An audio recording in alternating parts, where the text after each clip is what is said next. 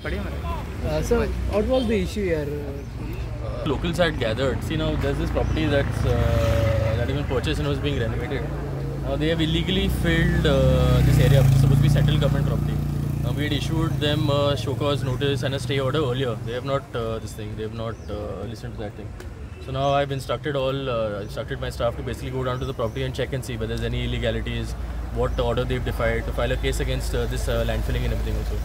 People have to understand, I don't know, that they can do this wherever else, but it's not in Panjim, especially against the will of the locals. You know, we will not tolerate anything like this. So now we will follow our procedure. Whatever the next steps is, we will tell you later. Second time that's what I'm saying. No, second time it's happened. These people have no respect also for government authorities or for anything. So now we will have everything removed. We have asked, I've told my people also to cancel the sections. The second time we've asked them to cancel the construction license also now. This shouldn't happen again.